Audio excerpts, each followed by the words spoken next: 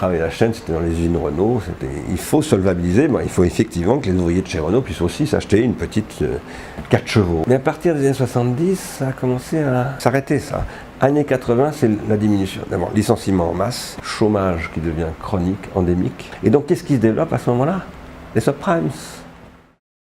C'est-à-dire les subprimes ou d'autres méthodes de ce genre-là qui reposent sur quoi? Le fait qu'on va donner du crédit à la consommation à des gens qui ne sont pas solvables. Par exemple, on va leur donner un crédit pour qu'ils achètent leur maison. Ils n'ont pas les moyens de payer leur maison. On le sait très bien. Mais après, on crée un second marché financier où on vend les risques très très cher. Alors on peut gagner beaucoup d'argent sur ce marché-là, mais on frôle la faillite en permanence. Et donc, on va utiliser les algorithmes pour pouvoir noyer le poisson. Faire ce que j'appelle moi de la cavalerie mondiale automatisée, pour dissimuler l'insolvabilité. Et ça fonctionne jusqu'en 2008. Et en 2008, ça se casse la figure. Je vous signale qu'en 2005, quand Arsène Lupin a commencé, nous disions avec mes amis, ça va se casser la figure. Et on nous disait, oh, vous êtes pessimiste, vous baissez les bras, vous démoralisez tout le monde, vous n'êtes pas des bons citoyens. Et en 2008, ça s'est cassé la figure. Jusqu'en 2008, moi j'étais pas interdit de séjour, mais enfin disons, considéré comme un type qu'il fallait surtout pas écouter et inviter, etc. Puis à partir de 2008, j'ai été invité dans plein de banques, dans des grandes paniers d'assurance, etc. Parce qu'ils ont perdu énormément d'argent. Et les États étaient là pour recapitaliser. Mais les États, entre-temps, ont mangé toutes leurs réserves. La prochaine crise, il n'y a plus d'argent pour recapitaliser. La puissance publique n'a plus d'argent, ni aux États-Unis, ni nulle part. La prochaine crise sera bien plus grave que celle de 2008. Mais en tout cas, ce que je suis en train de dire, c'est que ce système de 2008, pourquoi il y a eu une crise? C'est parce qu'il y a eu une espèce de système pour dissimuler l'insolvabilité des gens. Voilà.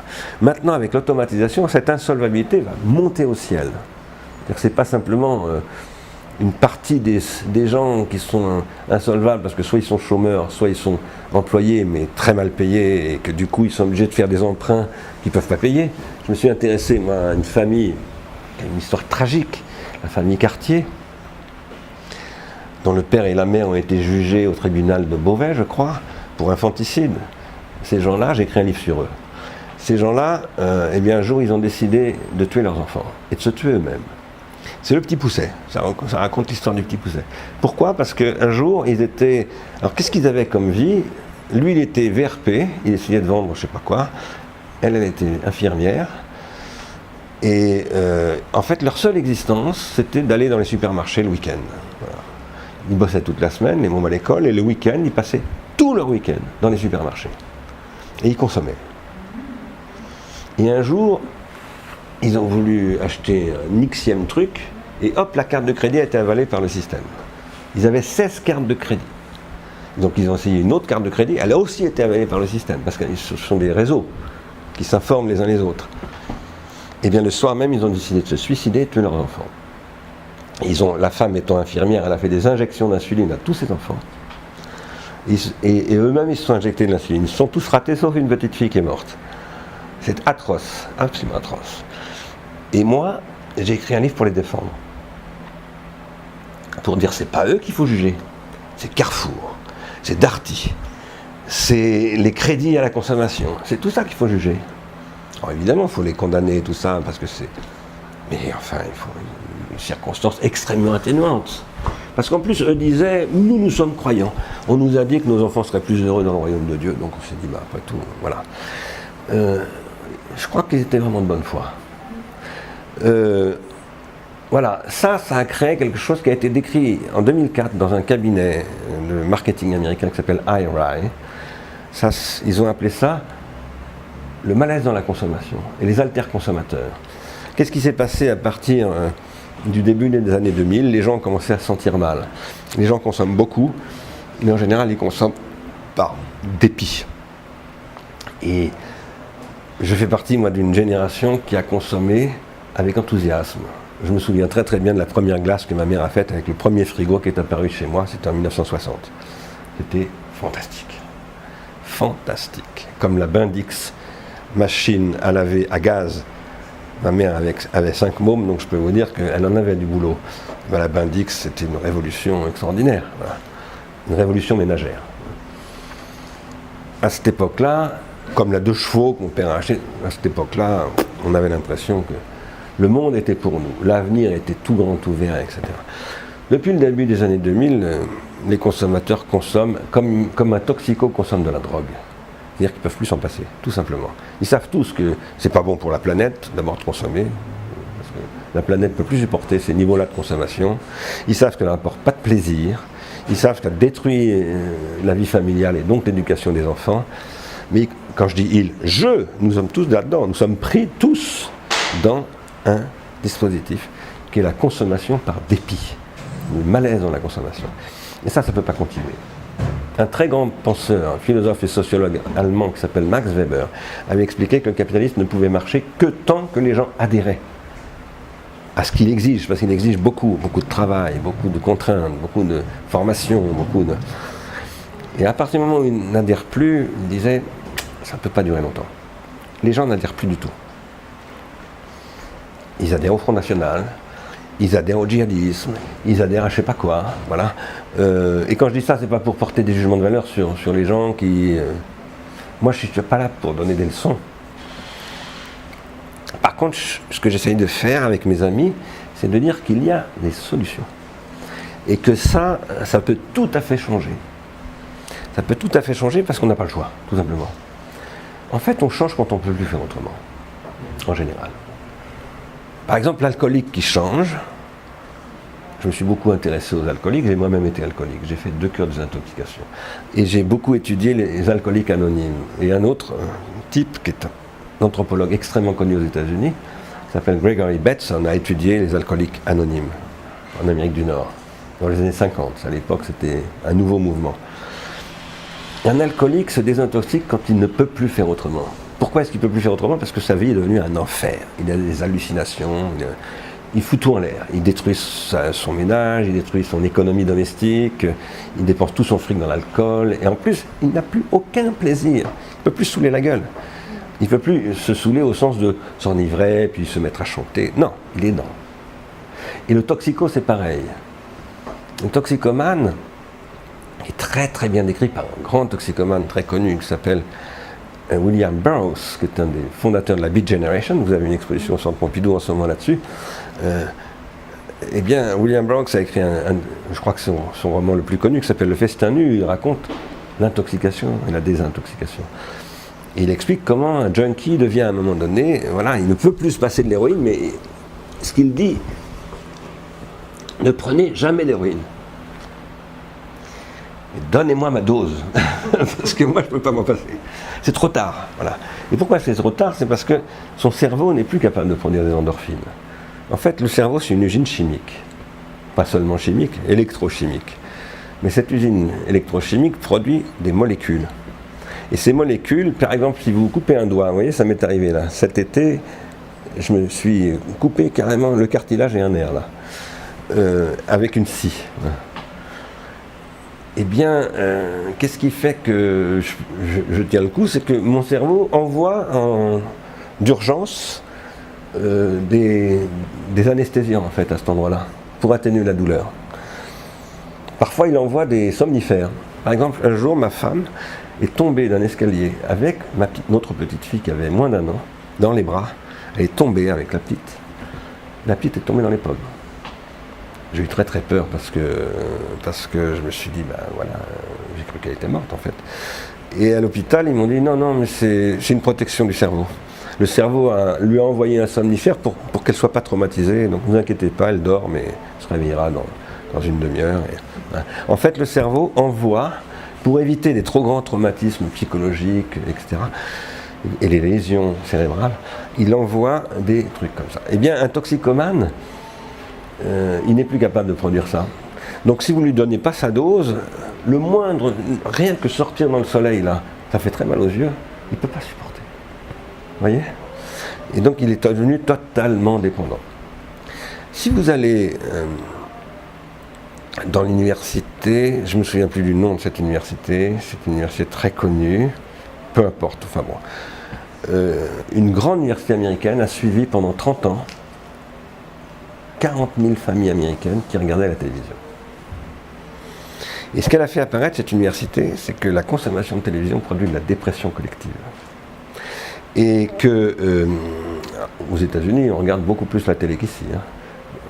La moyenne de consommation de télévision aux États-Unis, c'est 5h30 par jour, chez les adultes. Ici, c'est 3h, 3/4, c'est déjà pas mal. Qu'est-ce qu'a montré cette enquête? C'est que les gens, c'est les gens qui le disent, hein, les 30 000 familles en question, elles disent la télé nous a complètement détruit la vie, mais surtout n'arrêtez pas la télé. Parce qu'on ne peut pas se parler, on ne sait pas se parler, on ne se parle jamais. Si on arrête la télé, on ne sait pas ce qui va se passer. Et ça, c'est dans tous les domaines comme ça. Nous sommes tous devenus dépendants de toutes sortes de choses qui détruisent nos façons de vivre, mais dont nous ne pouvons plus nous passer. Là, dans les années qui viennent, nous devons entrer en massive cure de désintoxication. Et c'est tout à fait possible de le faire, parce qu'on n'a pas le choix. Comme l'alcoolique qui, à un moment donné, se met à changer. Parce que d'un seul coup, il se rend compte que sa vie n'est plus possible. Voilà. Il a compris ça, et donc il va tout à coup se décider à faire un vrai effort. Voilà. Évidemment, il faut qu'il soit aidé par des médecins, par des associations. Tout seul, il ne s'en sortira jamais. Eh bien, nous pensons qu'il est temps de faire ça, et que c'est possible. C'est tout à fait possible, et pour ça, il faut inventer de nouvelles thérapeutiques, de nouvelles organisations, c'est-à-dire, il faut inventer une économie, par exemple, qui va permettre de faire de la redistribution pour des gens qui n'ont pas d'emploi, puisqu'il n'y a plus d'emploi. Ou plutôt qu'un emploi intermittent, comme les intermittents du spectacle. Et qu'est-ce qu'il faut faire avec eux? Nous pensons, nous, que, comme les intermittents, il faut leur donner la possibilité d'augmenter leur capacité. J'emploie ce terme parce que c'est le terme qu'emploie Amartya Sen. Spinoza dirait leur puissance. Puissance voulant dire pouvoir, aussi un pouvoir d'agir. Voilà. Je raconte en passant cette enquête qu'a faite Amartya Sen au Bangladesh dans les années 70, au moment où le Bangladesh était en pleine crise de famine, subissait une énorme famine. Amartya Sen, qui était à l'époque encore un jeune économiste indien, qui s'était spécialisé dans les économies de famine, puisque même quand il y a des pays en famine endémique, il y a des économies, il y a des marchands, il y a des distributeurs, tout ça. Il avait mis en évidence que l'espérance de vie des habitants du Bangladesh était supérieure à celle des habitants d'Harlem. Et à cette époque-là, Harlem, c'était New York au sommet de la prospérité. Vraiment, de la prospérité. C'est la fin des 30 Glorieuses, mais jamais l'Amérique n'a été si riche qu'à ce moment-là. Eh bien, les habitants d'Harlem vivent moins longtemps que les gens du Bangladesh qui n'ont rien à bouffer. Ça, Amartya Sen s'est dit, c'est incroyable. Il faut expliquer ça. Et donc, il s'est mis à étudier cette société bangladaise. Et ce qu'il a découvert, c'est que d'abord, les Bangladais étaient beaucoup plus heureux que les habitants d'Harlem, se déclaraient beaucoup plus heureux, et deuxièmement, cultivaient des savoirs, ce qu'il appelle des capacités, c'est-à-dire des capacités collectives. C'est pour ça que ce sont des savoirs, parce que des fois, les gens disent que c'est de l'empowerment, mais non, l'empowerment, c'est une capacité individuelle. Donc c'est comment vous développez votre autonomie individuelle. C'est pas ça, là c'est du collectif. Et cette capacité collective qu'ils avaient développée leur permettait de supporter par exemple des famines terribles, pas d'eau courante, pas de réseau sanitaire, d'énormes maladies, pas d'hôpitaux, pas de médecins, pas d'éducation, pas de police, pas de justice. Et bien ils vivaient quand même mieux. Voilà. Et ça c'est absolument incroyable. Nous disons que c'est parce qu'ils n'ont pas été prolétarisés. Ce que nous appelons la prolétarisation, c'est la perte des savoirs. D'abord, on perd les savoir-faire au XIXe siècle, ensuite on perd les savoir-vivre au XXe siècle. On ne vit pas du tout comme on a décidé de vivre ensemble, mais on vit comme nous dit de vivre Coca-Cola, Lucky Strike. Je fume une cigarette par jour, Lucky Strike. Voilà. Et Lucky Strike, c'est pas n'importe quelle compagnie de cigarettes, Lucky Strike. Hein. C'est une compagnie de cigarettes qui a été aidée en 1929 par un neveu de Sigmund Freud, Edward Bernays, qui a dit, c'était la crise économique, a dit on va faire fumer les femmes. Et on va utiliser la théorie de Freud, de l'inconscient, du symbole phallique, etc. On va dire, la cigarette est un symbole phallique, mesdames, émancipez-vous. Et il s'est servi des suffragettes américaines, comme on les appelait, c'est-à-dire les féministes américaines de 1929. Il leur a fait faire des défilés pour manifester pour la liberté des femmes, avec quoi? Des cigarettes Lucky Strike. Et elles montraient leurs cigarettes comme ça, elles appelaient ça les torches de la liberté. C'est comme ça que Lucky Strike est devenue une énorme entreprise de tabac. Voilà. Mais qu'est-ce que c'était que cette entreprise? Une entreprise d'intoxication. Parce que le cancer du sein chez les femmes est beaucoup dû à la consommation de cigarettes. Et donc, voilà, il faut quand même signaler en passant que, entre-temps, les fabricants de cigarettes ont été condamnés à plusieurs milliards de dollars d'indemnités. Hein. Moi, je serais assez pour aujourd'hui réfléchir à comment faire payer des indemnités aux actionnaires de ces entreprises pour inventer le revenu contributif. Et pour dire, il y a de l'argent, ils ont accumulé beaucoup d'argent, et commençons à, y compris pour eux, parce que si tout s'écroule, ils s'écrouleront avec, hein, tout le monde va s'écrouler. Donc, y compris pour eux, essayons de les obliger à se désintoxiquer eux-mêmes de tant d'argent dont ils n'ont tellement pas besoin en plus. Hein.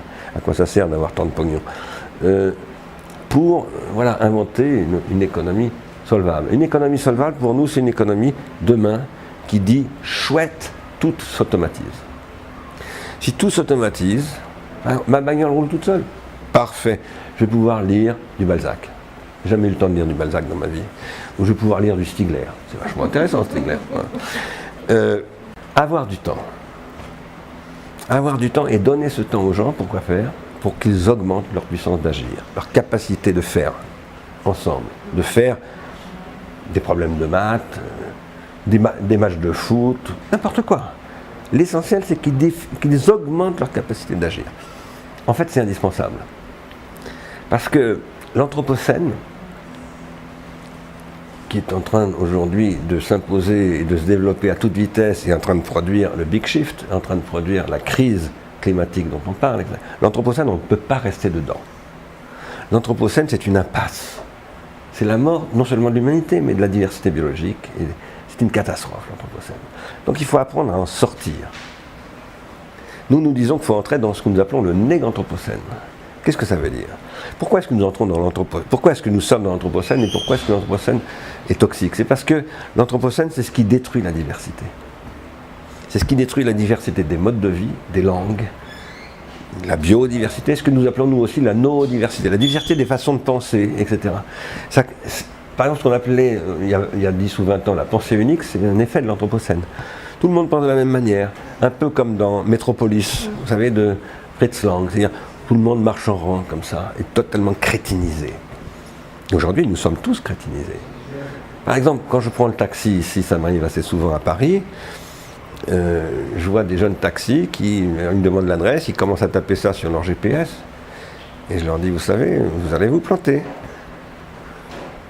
Et 9 fois sur 10, ils se plantent en effet. Parce que le GPS, ça fonctionne. Enfin, un Parisien qui a roulé dans Paris en voiture, ce qui est mon cas quand même depuis pas mal d'années, ne fait absolument pas ce que dit un GPS. Et le GPS, 9 fois sur 10, il n'optimise pas du tout le parcours. Et par ailleurs, pour le taxman, c'est drôlement embêtant. Je ne sais pas si vous le savez, à Londres, c'est interdit dans les taxis, les GPS. Et non seulement les GPS sont interdits à Londres, mais les plans sont interdits à Londres. Pour avoir une licence de taxi driver à Londres, il faut avoir tout le plan de Londres dans la tête. Si un inspecteur débarque et regarde vidéo de voiture et qu'il trouve un plan de Londres, vous êtes viré, vous perdez votre licence. C'est la loi. Vous devez connaître Londres par cœur. Pour être un bon taxman, vous devez connaître Londres par cœur. Ce qui est important, c'est de savoir que les taxis de Londres ont un hippocampe beaucoup plus développé que nous, parce qu'ils ont toute la carte de Londres dans leur mémoire cérébrale, et donc ils ont toute une partie de leur hippocampe qui est dédiée à la représentation de Londres et de ces milliers de rues. Je connais bien, parce que j'ai enseigné il y a 8 ans à Londres. Et ce qui se passe chez les taxman, les jeunes taxman qui aujourd'hui utilisent le GPS, je leur dis méfiez-vous, vous serez les premiers virés.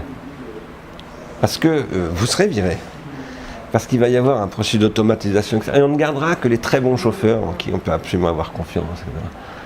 Alors je discute, au début, ils me disent « Ouais, vous êtes vraiment, vous êtes pessimiste, vous, etc. » Puis à la fin, ils me disent, souvent, ils me disent ah, « Merci, hein, c'est intéressant ce que vous dites. » Moi, je leur dis « Utilisez le GPS si vous voulez, mais regardez le plan et mémorisez le truc, parce que c'est vraiment, voilà. » L'avenir, demain, c'est la reconquête des savoirs. Les automates vont remplacer tous les emplois prolétarisés d'ouvriers qui a été transformé en prolétaires, de caissières de supermarché, de laborantins, parce qu'aujourd'hui les laborantins vont être remplacés par les robots, etc., etc. Tout ce qui est routinier, c'est-à-dire qui ne mobilise pas du savoir, c'est-à-dire de l'inventivité, de la créativité, va disparaître. Par contre, notre société de demain va avoir énormément besoin d'inventivité, de créativité et de solidarité aussi. Pourquoi ? Parce que comment on va faire à 9 milliards d'habitants sur la planète ? Alors il y a des gens qui disent c'est pas compliqué, on va organiser une bonne guerre. Bon, ce qu'ils ne savent pas, ces gens-là, outre que cette affirmation est quand même horrifique, c'est que s'il y a une guerre, ça sera vraiment la der des der. Tout le monde la perdra, il n'y aura pas de gagnant. Parce que ce sera une guerre où il y aura tout. La guerre bactériologique, la guerre chimique, la guerre atomique, tout. Ça sera une catastrophe totale. Donc il faut absolument éviter la guerre. Personne ne peut gagner cette guerre, une telle guerre. Donc pour empêcher une telle guerre, il faut commencer à diminuer la guerre économique et commencer à faire ce que j'appelle moi la paix économique. C'est-à-dire, c'est pas un truc où tout le monde est gentil, tout le monde est beau et tout le monde est... Non, il y a toujours de la compétition, il y a toujours une concurrence économique, mais c'est une concurrence économique rationnelle. Oui, il y a des gens qui vont être concurrents les uns des autres, mais dans des limites. Emmanuel Kant définissait la raison comme la faculté de définir des limites, de poser des limites. Il faut limiter les choses, on ne peut pas tout faire. On le sait surtout depuis qu'au XIXe siècle, on a mis en évidence que l'univers est fini. Et que l'univers, contrairement à ce qu'on croyait autrefois, c'est pas une éternité. Pour Newton, l'univers c'était un ordre créé par Dieu, éternel, qui avait toujours été comme ça et qui sera toujours comme ça. Au XIXe siècle, on s'est aperçu que l'énergie se dissipe dans l'univers, irréversiblement. Et au XXe siècle, en plus, on a découvert en 1929, ou en 1924 plutôt, que l'univers, eh bien, il est en expansion. C'est-à-dire que c'est un processus qui se transforme. Et puis on a fini par comprendre que le Soleil n'existait pas il y a 5 milliards d'années, et n'existera plus dans 4 milliards d'années, etc., etc. Et que donc, on est dans un truc processuel, et où il y a des limites. Voilà. Maintenant, il faut faire une économie des limites. Ce que je dis là, ce n'est pas une économie de la décroissance. Je ne fais pas partie des gens qui disent qu'il faut revenir à des formes antérieures de production. J'y crois pas, du tout. Je ne crois pas qu'on peut nourrir les 350 000 bébés qui naissent chaque jour, en ce moment, avec des moyens qui ne soient pas industriels. Il faut créer une autre industrie. Et c'est une industrie qui repose sur la déprolétarisation, non plus sur la prolétarisation. Une industrie qui repose sur le savoir. Le savoir, par exemple, c'est ce qui se développe dans les communautés de logiciels libres. Ici, nous développons du logiciel libre. Et ça fait des années, depuis 20 ans maintenant, que je dirige des institutions, parfois beaucoup plus grosses que celle-là. J'ai dirigé l'INA, par exemple, où il y avait des développeurs en logiciel libre. Le logiciel libre, ça repose sur la déprolétarisation. Tout le monde accède au savoir. Il n'y a pas de brevet, c'est pas caché, il n'y a pas de propriété industrielle. Je ne peux pas dire que c'est le communisme industriel, mais c'est une forme de partage du savoir qui est très liée à ce qu'on appelle l'économie des commons. Voilà. Et cette économie-là, eh bien, elle est beaucoup plus rationnelle que l'économie de la propriété industrielle et du secret industriel. Et c'est d'ailleurs la raison pour laquelle aujourd'hui, la majorité des logiciels sont produits en open source, c'est-à-dire que tout le monde peut accéder aux sources. Et une grande partie de cette open source, c'est du logiciel libre.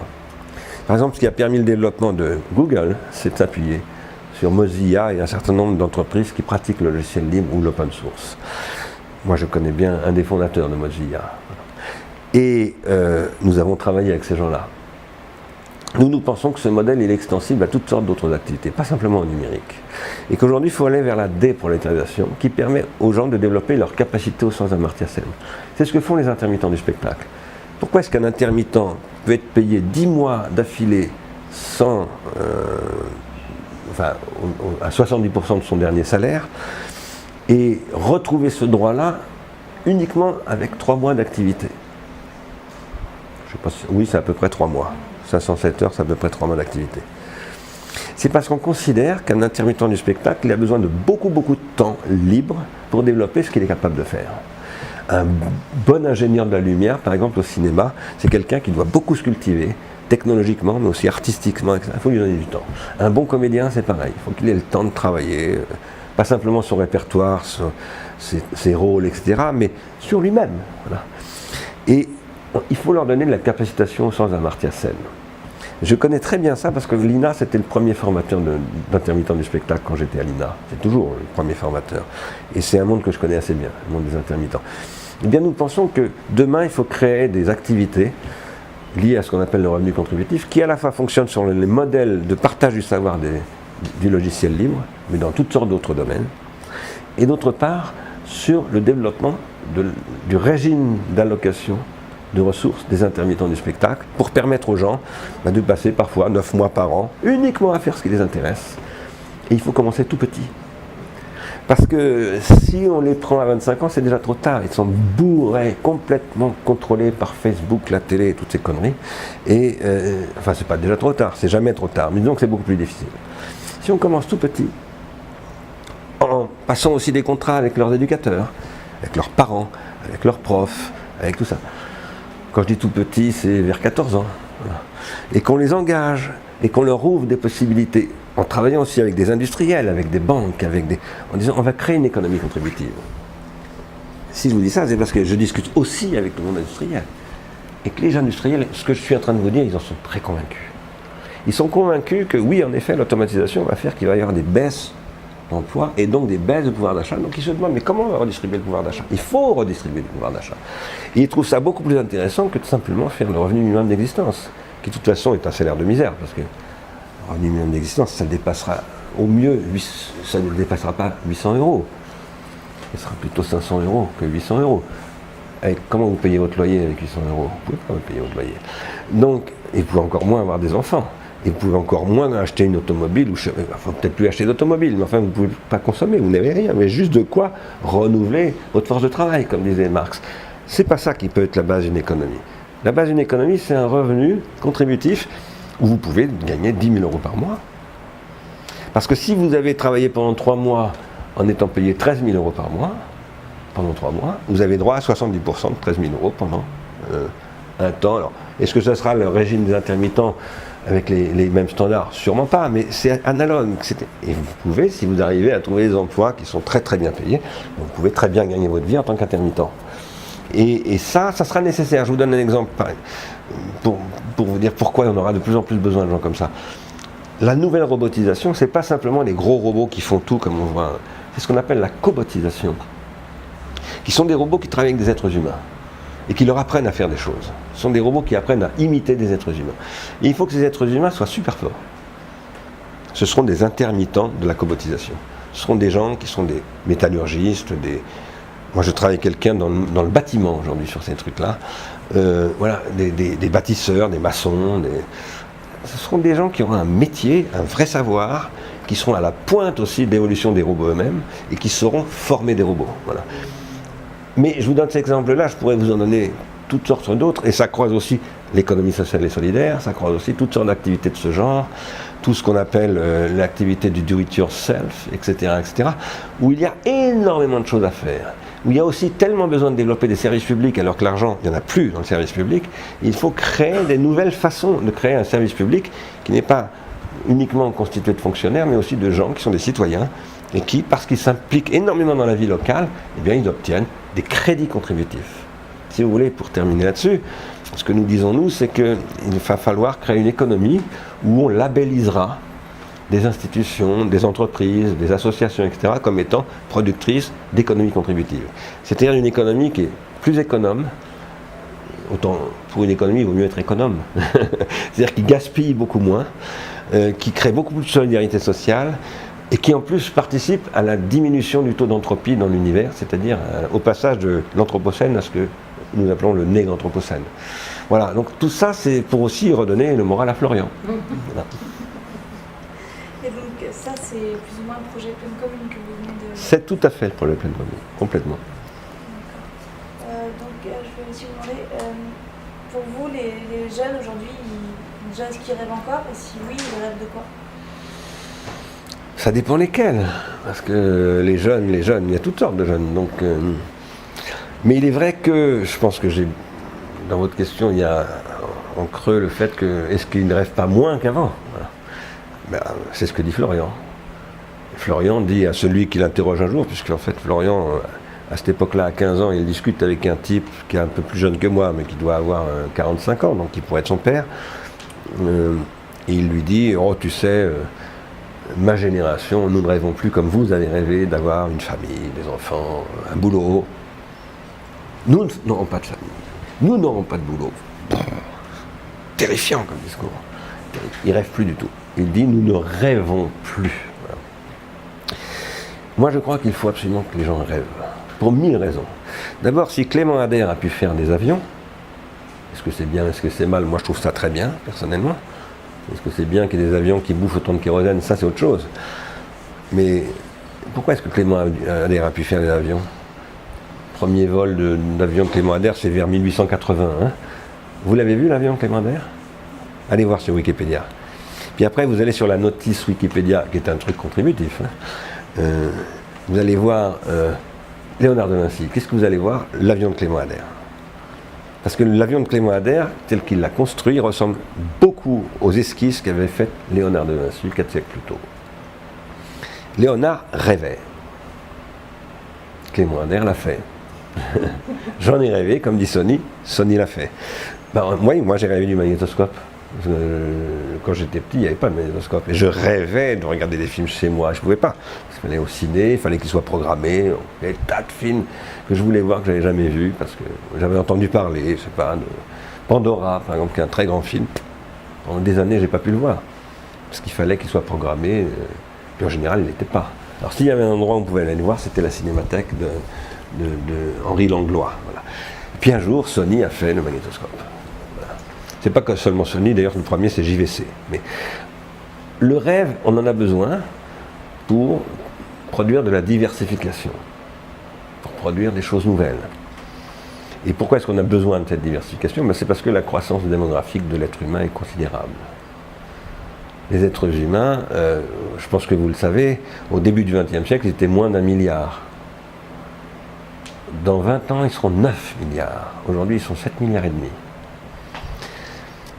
Et ce processus-là, il n'est pas possible sans qu'il y ait une énorme transformation qui relève de ce qu'un biologiste et mathématicien, Alfred Lotka, a appelé l'exosomatisation.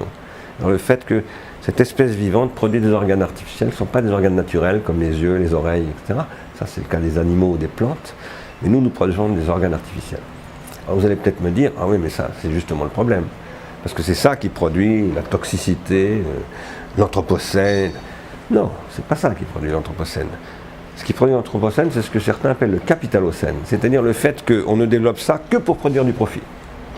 Et à partir de là, évidemment, on exploite, par exemple, sans limite, les réserves de pétrole, on consomme tout tant qu'il y en a, et puis après on passe à autre chose. Et on détruit les territoires, parce qu'en plus on laisse derrière la pollution. Allez voir au Nigeria ce que Total a laissé, etc., etc. Donc non, c'est pas parce qu'on est dans une économie industrielle qu'elle est forcément toxique. Ça, c'est ce qu'on a vécu depuis 2 siècles et demi, ça peut changer. Moi d'ailleurs, je dis pas forcément que c'est en sortant du capitalisme, parce que je pense que c'est pas forcément la sortie du capitalisme qui nous permettra de sortir de cette situation. En tout cas, pas dans les 20 ans qui viennent. Je vois très très très mal comment on sortira du capitalisme dans les 20 ans qui viennent, si ce n'est pour aboutir à un truc encore plus débile que l'Union soviétique. Donc, je ne crois pas à ça. Je crois qu'il faut sortir du capitalisme à long terme. Mais je crois qu'à court terme, ce n'est pas de ça dont il s'agit. Ce dont il s'agit, c'est de réapprendre aux gens à rêver, en effet. Et rêver, qu'est-ce que c'est? Eh bien, si vous lisez le débat entre Michel Foucault et Jacques Derrida concernant René Descartes, Michel Foucault a écrit un livre qui s'appelle « Histoire de la folie à l'âge classique », Raison et déraison, Histoire de la folie à l'âge classique. Il y a eu toute une polémique entre Foucault et Derrida, parce que Foucault tient tout un discours sur Descartes en disant que c'est Descartes qui invente la raison en excluant la folie. Alors qu'avant Descartes, la folie faisait partie de la raison d'une certaine manière.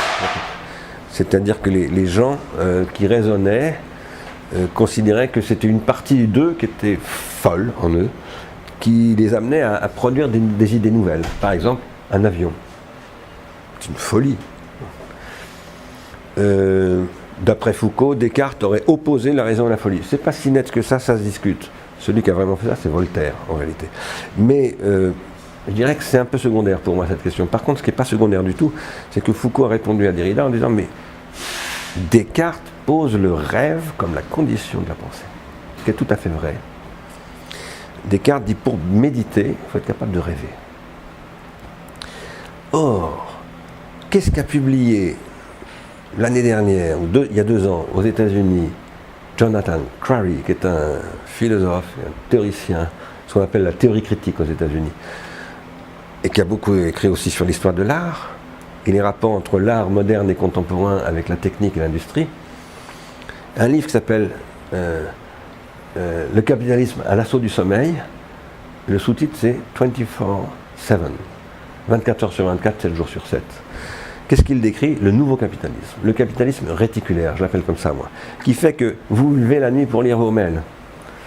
Vous ne rêvez plus, vous êtes téléguidé par tous les algorithmes qui contrôlent vos rétentions et vos... Il ne le décrit pas comme ça, c'est moi qui le décris comme ça. Lui, il décrit les effets. Moi, j'essaie de décrire les causes. Mais ce qu'il montre, c'est que les Américains rêvent de moins en moins. Et vous savez que ne pas rêver, c'est vachement grave. Hein.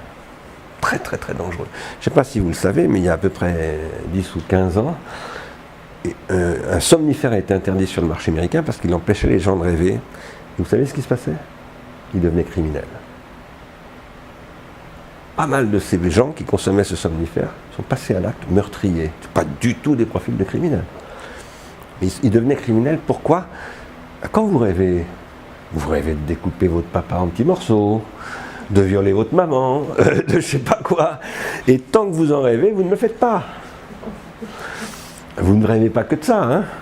Mais ça, c'est ce que dit Freud. Vous rêvez aussi de tout ça. Et c'est de la soupape de sécurité. C'est ce qui fait que la cocotte minute, vous pouvez vous en servir parce que, vous avez remarqué, il y a une soupape de sécurité sur une cocotte minute. Vous oubliez d'enlever votre petit capuchon, là. Vous êtes parti faire les courses. La secours, oh, j'oublie les patates. Et ben, c'est pas très très grave parce qu'il y a une soupape de sécurité. Donc, si jamais, elle va sauter toute seule et ça va, voilà. Le rêve, ça sert à ça. D'abord, dit Freud. Mais Binswanger rajoute, mais ça ne sert pas qu'à ça. Binswanger, c'est un psychiatre qui a beaucoup étudié Freud, qui l'a même fréquenté, qui écrivait avec Freud, et qui a créé une clinique psychiatrique très connue à Kreuzlingen, qui s'appelait la clinique Bellevue, et où il a soigné des fous très célèbres, en particulier un qui s'appelle Aby Warburg, qui était un très grand théoricien de l'art, de l'histoire de l'art, et qui malheureusement était aussi psychotique et mort fou. Et Binswanger a beaucoup travaillé sur le rêve. Et il a montré, et Michel Foucault, quand il était jeune, travaillait avec Binswanger, enfin sur Binswanger, il a montré qu'en fait, c'est le rêve qui, chez l'homme, peut se réaliser, c'est-à-dire peut passer à l'acte, mais passer à l'acte, ça peut être l'acte de, effectivement, chez les gens qui sont vraiment pas bien dans leur peau, ça peut être réaliser l'acte transgressif que j'ai rêvé de commettre, par exemple le meurtre ou le viol, etc. Mais ça peut être aussi, j'ai rêvé, c'est ce que raconte Paul Valéry, d'un théorème de mathématiques. J'ai rêvé cette nuit d'un théorème de mathématiques, c'était un rêve, mais je poursuis mon rêve toute la journée. Et en fait, je produis un raisonnement mathématique. Et c'est ce que dit Valéry, il répète ce que dit Descartes. En fait, penser, c'est poursuivre un rêve. Penser comment faire voler cet avion que Clément Ader fait faire voler, par exemple. Et bien ça donne Léonard de Vinci, c'est pas mal quand même. Léonard de Vinci, c'est pas mal.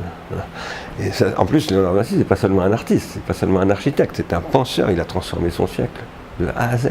Voilà. C'est les gens qui transforment le monde. Voilà.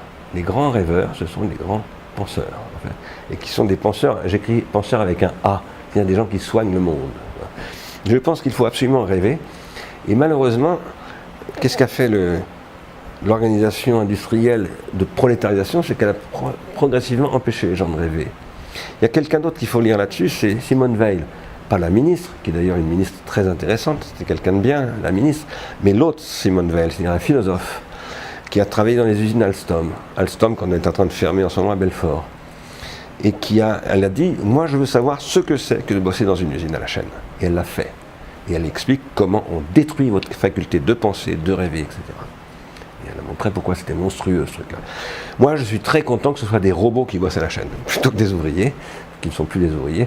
Mais une condition, c'est qu'on en tire les conséquences macroéconomiques. Il faut leur donner le temps de rêver de faire du foot, du karaté, de la batterie, des mathématiques, de la philosophie, ou je sais pas quoi, ou d'inventer quelque chose de nouveau, de la médecine. de rêver de créer un nouveau type de restaurant, de créer une nouvelle économie sociale et solidaire locale, etc.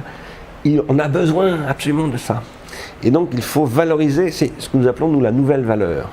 Et nous nous appuyons sur un texte de Karl Marx, qui n'est pas très connu en France, qui s'appelle « Le fragment sur les machines ». C'est dans un livre de Marx qui date de 1857, qui a été considéré longtemps comme les brouillons du Capital. Et en fait, moi je considère que ce n'est pas du tout les brouillons du Capital, c'est des textes qu'a écrit Marx, qui sont sur un autre modèle d'ailleurs que le modèle du Capital, le livre qui s'appelle Le Capital.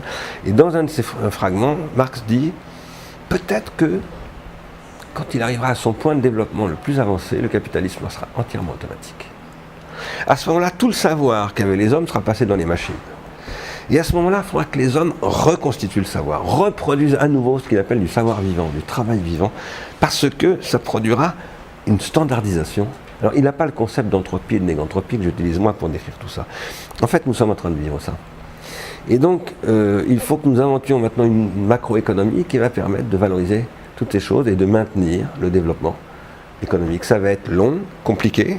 Ça suppose de changer le droit du travail, de changer les indicateurs économiques, par exemple de créer une nouvelle comptabilité nationale, une nouvelle comptabilité internationale. Ça suppose de faire évoluer la technologie aussi, beaucoup. C'est pour ça que dans le programme de Pleine Commune, il y a 2 grands industriels qui sont là, c'est Orange et Dassault Systèmes, qui travaillent sur ces questions de technologie. Ça suppose des grandes transformations de l'éducation, des formes d'éducation, de la transmission du savoir. Et c'est pour ça que nous créons ce que nous appelons une chaire de recherche contributive. Nous allons faire travailler des jeunes chercheurs avec la population, avec les industriels, avec les services publics, avec l'économie sociale et solidaire, les artistes, les associations, les sportifs, pour commencer à développer tout ça. Et nous avons demandé 10 ans pour le faire.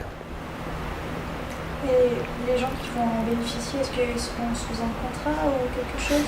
Bien sûr, ils sont sous des contrats qui restent à définir, ces contrats, parce que ça fait partie de notre tâche de produire des modèles de contrats qu'on va expérimenter, on fera évoluer évidemment, parce qu'au premier coup on ne trouvera pas les bons modèles, mais bien sûr qu'ils seront sous contrat. Et ce qui nous apporte énormément, nous, c'est le contrat de confiance, précisément, pas au sens de Darty, mais que ces gens-là, on ne se moque pas d'eux, qu'ils ne se moquent pas de nous non plus. Et donc on leur apportera des garanties, voilà, si eux-mêmes se donnent les moyens de renouveler ces garanties. Voilà. Mais ça ne veut pas dire qu'ils vont devoir tous faire de la philosophie, du droit ou des mathématiques. Moi je dis, il faut que s'ils sont très bons joueurs de foot, il faut qu'ils aient le contrat. Parce que, en plus, on peut imaginer qu'un jour, le foot, ce soit plus simplement la FIFA qui s'en met plein les poches, mais que ça redevienne quelque chose de vraiment utile à la société, vraiment sportif, etc. Le foot, c'est très important en Pleine Commune. Hein. Les locaux de Pleine Commune sont en face de l'entrée du Stade de France. et pour les jeunes de la Seine-Saint-Denis, le foot, c'est un des seuls espoirs qui existent encore. Alors, cela dit, je crois que ceux qui s'en sortent et qui deviennent, il y en a très très très très peu, mais il y en a quand même, qui arrivent, ça existe, à devenir des super buteurs, par exemple, de football. Comme autrefois, aux États-Unis, autrefois, c'était les boxeurs, surtout chez les Noirs américains.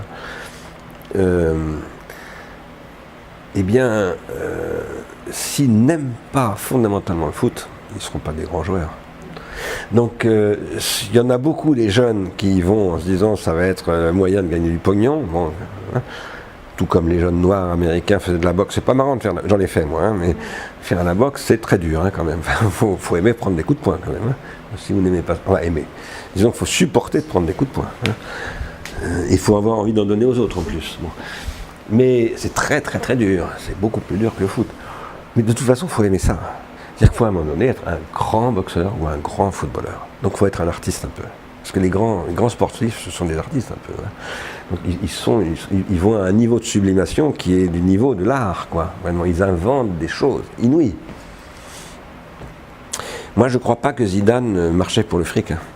Non, je pense que Zidane, il était vraiment un passionné. Oui, ceux qui fantasment. Voilà. Mais voilà, après, il faut les amener du fantasme au rêve. Je m'intéresse un peu au foot. Moi, je ne connais rien du tout au foot. Et je ne regarde pas les matchs de foot. Mais néanmoins, je m'intéresse au foot. C'est bizarre. Je ne regarde pas les matchs de foot parce que j'y comprends rien. Et puis, il faut quand même connaître un petit peu. Il faut apprécier. Bon, si on ne connaît pas les règles et tout ça. Mais je m'y intéresse néanmoins parce qu'ici, on a créé un logiciel d'analyse de film. Il y a 10 ans, à l'IRI. Pardon ? Ouais, c'est ligne de temps, c'est ça. Et en fait, quand on a commencé à se pencher sur les trucs d'analyse d'images animées, eh bien, on a découvert que Canal+ passait à des clubs de foot amateurs les images des 36 caméras dont ils avaient l'exclusivité à l'époque. Je ne sais plus si c'était Canal+ ou une autre chaîne, enfin je crois que c'était Canal+, sur le Stade de France. Au Stade de France, il y a 36 caméras. Quand un match est joué, il y a 36 caméras qui filment et vous pouvez analyser le match très très précisément. Et j'ai découvert qu'il y avait des entraîneurs de foot dans des tout petits bleds qui utilisaient ces trucs-là et qui faisaient de l'analyse géniale, extraordinaire, de matchs de foot, pour bien comprendre pourquoi ils ont gagné le match, comment ils l'ont gagné, etc. Et ça, c'est passionnant. Ça crée des amateurs. Et moi, je pense que quand on devient amateur de foot, on apprécie les amateurs d'échecs, on apprécie tous les amateurs. Parce qu'on sait la différence entre un amateur et un consommateur. Voilà. Le consommateur, il applaudit pour boire de la bière, pour casser, en tant que supporter, l'équipe adverse, mais il n'en a rien à foutre du football. Tandis que l'amateur, il vient d'abord pour le match.